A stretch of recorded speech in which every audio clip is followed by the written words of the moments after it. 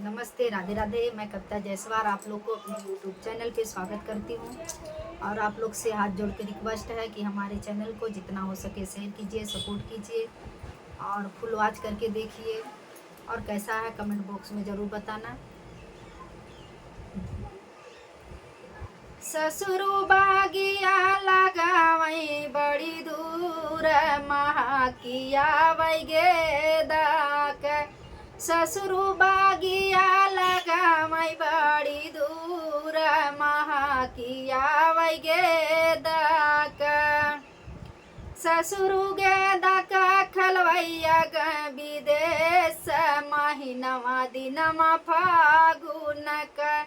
ससुरु गे दक खेलवैया गए विदेश महीनवा दिनवा फागुनक।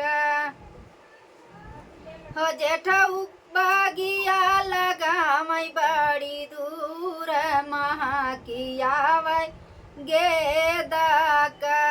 जेठऊ बागिया लगावई बड़ी दूर महाकिया वै गे दक।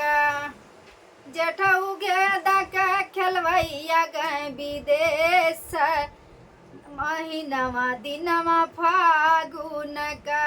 जेठऊ गे दक खेलवैया गए विदेश महीनवा दिनवा फागुनक।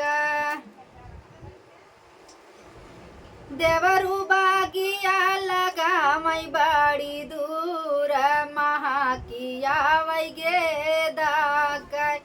देवरु बागिया लगावई बड़ी दूर महाकिया वैगे दक। देवरु गे दक खेलवैया गए विदेश महीनवा दिनवा फागुनक। देवरु गे दक खेलवैया गए विदेश महीनवा दिनवा फागुनक। देवरु गे दक खेलवैया गए विदेश महीनवा दिनवा फागुनक।